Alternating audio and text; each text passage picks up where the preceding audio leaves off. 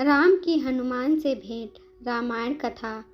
कमल, उत्पल तथा मत्स्यों से परिपूर्ण पंपा सरोवर के पास पहुंचने पर वहां के रमणीय दृश्यों को देखकर राम को फिर सीता का स्मरण हो आया और वे पुनः विलाप करने लगे। उन्होंने लक्ष्मण से कहा, हे सौमित्र, इस पंपा सरोवर का जल वैदुर्य मणि के समान स्वच्छ एवं श्याम है। इसमें खिले हुए कमल पुष्प और क्रीड़ा करते हुए जल पक्षी कैसे सुशोभित हो रहे हैं। चैत्र मास ने वृक्षों को पल्लवित कर फूलों फलों से समृद्ध कर दिया है। चारों ओर मनोहर सुगंध बिखर रही है। यदि आज सीता भी अपने साथ होती तो इस दृश्य को देखकर उनका हृदय कितना प्रफुल्लित होता। ऐसा प्रतीत होता है कि बसंत रूपी अग्नि मुझे जलाकर भस्म कर देगी। हे सीते, तुम न जाने किस दिशा में रो रो कर अपना समय बिता रही होगी। मैं कितना अभागा हूँ कि तुम्हें अपने साथ वन में ले आया, परंतु तुम्हारी रक्षा न कर सका। पर्वत शिखरों पर नृत्य करते हुए मोरों के साथ कामतुर हुई मोरनियां कैसे नृत्य कर रही हैं। हे लक्ष्मण, जिस स्थान पर सीता होंगी, यदि वहाँ भी इस प्रकार बसंत खिल रहा होगा तो वह उसके विरह विदग्ध हृदय को कितनी पीड़ा पहुंचा रहा होगा। वह अवश्य ही मेरे वियोग में रो रो कर अपने प्राण दे रही होंगी। मैं जानता हूँ वह मेरे बिना पानी से बाहर निकली हुई मछली की भांति तड़प रही होंगी। उसकी वही दशा हो रही होगी जो आज मेरी हो रही है, अपितु मुझसे अधिक ही होगी, क्योंकि स्त्रियां पुरुषों से अधिक भावुक और कोमल होती हैं। यह संपूर्ण दृश्य इतना मनोरम है कि यदि सीता मेरे साथ होती तो इस स्थान को छोड़कर मैं कभी अयोध्या न जाता, सदैव उसके साथ यहीं रमण करता। किंतु यह तो मेरा स्वप्न मात्र है। आज तो यह अभागा प्यारी सीता के वियोग में वनों में मारा मारा फिर रहा है। जिस सीता ने मेरे लिए महलों के सुखों का परित्याग किया, मैं उसकी वन में रक्षा नहीं कर सका। मैं कैसे यह जीवन धारण करूं? मैं अयोध्या जाकर किसी को क्या बताऊंगा? माता कौशल्या को क्या उत्तर दूंगा? मुझे कुछ सुझाई नहीं देता। मैं इस विपत्ति के पहाड़ के नीचे दबा जा रहा हूँ। मुझे इस विपत्ति से छुटकारे का कोई उपाय नहीं सूझ रहा। मैं इस पंपासर में डूबकर अपने प्राण दे दूंगा। भाई लक्ष्मण, तुम अभी अयोध्या लौट जाओ। मैं अब जनक नंदिनी सीता के बिना जीवित नहीं रह सकता। बड़े भाई की यह दशा देखकर लक्ष्मण बोले, हे पुरुषोत्तम राम, आप शोक न करें। हे तात रघुनंदन, आप यदि रावण पाताल में या उससे भी अधिक कहीं दूर चला जाए तो भी वह अब किसी भी तरह से जीवित नहीं रह सकता। आप पहले उस पापी राक्षस का पता लगाइए, फिर वह सीता को वापस करेगा या अपने प्राणों से हाथ धो बैठेगा। आप तो अत्यंत धैर्यवान पुरुष हैं। आपको ऐसी विपत्ति में सदैव धैर्य रखना चाहिए। हम लोग अपने धैर्य, उत्साह और पुरुषार्थ के बल पर ही रावण को परास्त करके सीता को मुक्त करा सकेंगे। आप धैर्य धारण करें। लक्ष्मण के इस प्रकार से समझाने पर अत्यंत संतप्त राम ने शोक और मोह का परित्याग करके धैर्य धारण किया। वे पंपा सरोवर को लांघकर आगे बढ़े। चलते चलते जब वे ऋषिमुख पर्वत के निकट पहुँचे तो अपने साथियों के साथ उस पर्वत पर विचरण करने वाले बलवान वानर राज सुग्रीव ने इन दोनों तेजस्वी युवकों को देखा। इन्हें देखकर सुग्रीव के मन में शंका हुई और उन्होंने अपने मंत्रियों से कहा, निश्चय ही बाली ने इन दोनों धनुर्धारी वीरों को इस देश में भेजा है। भयभीत होकर सुग्रीव अपने मंत्रियों के साथ ऋषिमुख पर्वत के शिखर पर चले गए। सुग्रीव को इस प्रकार चिंतित देखकर वाक्पटु हनुमान बोले, हे वानर अधिपति, बाली तो साववश यहाँ आ नहीं सकता है। आप सहसा ऐसे चिंतित क्यों हो रहे हैं?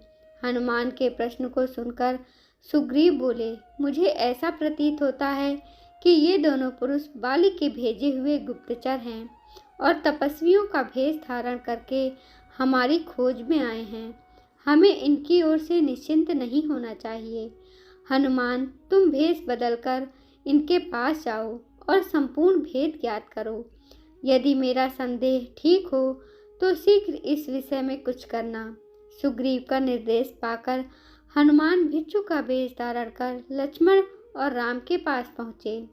उन दोनों को प्रणाम करके वे अत्यंत विनीत और मृदुवाणी में बोले, हे वीरों, आप दोनों सत्य पराक्रमी एवं देवताओं के समान प्रभावशाली जान पड़ते हैं।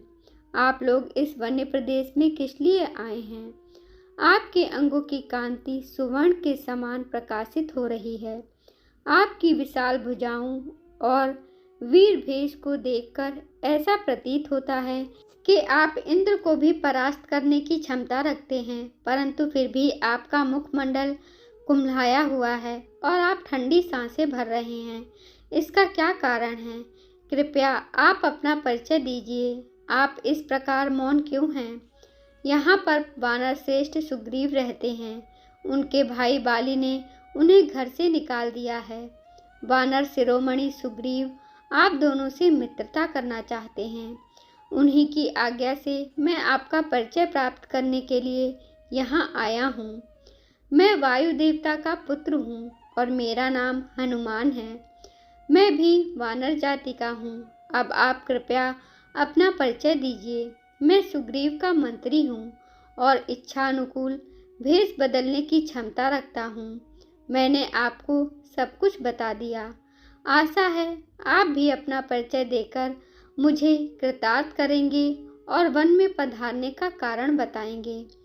हनुमान की चतुराई भरी स्पष्ट बातों को सुनकर राम ने लक्ष्मण से कहा, हे सौमित्र, इनकी बातों से मुझे पूर्ण विश्वास हो गया है कि ये महामनस्वी वानरराज सुग्रीव के सचिव हैं और उन्हीं के हित के लिए यहाँ आए हैं। इसलिए तुम निर्भय होकर इन्हें सब कुछ बता दो। राम की आज्ञा पाकर लक्ष्मण हनुमान से बोले, हे वानरराज, सुग्रीव के गुणों से हम परिचित हो चुके हैं। हम उन्हीं को खोजते हुए यहाँ तक आए हैं। आप सुग्रीव के कथा अनुसार जब मंत्री की बात चला रहे हैं वह हमें स्वीकार है। हम अयोध्यापति महाराज दशरथ के पुत्र हैं। ये श्री रामचंद्र जी उनके ज्येष्ठ पुत्र और मैं इनका छोटा भाई लक्ष्मण हूँ।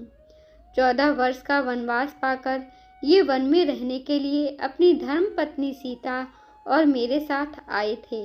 रावण ने सीता का हरण कर लिया है इसी विचार से कि संभवतः वे हमारी सहायता कर सकेंगे। हम लोग महाराज सुग्रीव के पास आए हैं। हे वानरराज, जिस चक्रवर्ती सम्राट दशरथ के चरणों में संपूर्ण भूमंडल के राजा महाराजा सिर झुकाते थे और उनके शरणागत होते थे, उन्हीं महाराज के ज्येष्ठ पुत्र आज समय की फेर से सुग्रीव की शरण में आए हैं ताकि महाराज सुग्रीव अपने दल बल सहित इनकी सहायता करें। इतना कहते हुए लक्ष्मण का कंठ अवरुद्ध हो गया। लक्ष्मण के वचन सुनकर हनुमान बोले, हे लक्ष्मण, आप लोगों के आगमन से आज हमारा देश पवित्र हुआ। हम लोग आपके दर्शन से कृतार्थ हुए। जिस प्रकार आप लोग विपत्ति में हैं, उसी प्रकार सुग्रीव पर भी विपत्ति की छटाएं छाई हुई हैं।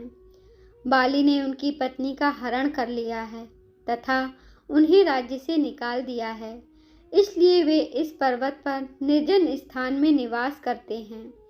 फिर भी मैं आपको विश्वास दिलाता हूँ कि वे सब प्रकार से आपकी सहायता करेंगे। इतना कहकर हनुमान बड़े आदर से रामचंद्र और लक्ष्मण को सुग्रीव के पास ले गए। दोस्तों, आपको यह कहानी कैसी लगी? कमेंट बॉक्स में अपना उत्तर अवश्य दीजिए और जय श्री राम लिखना ना भूलें।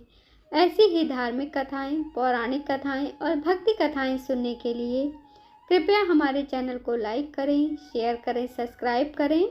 धन्यवाद।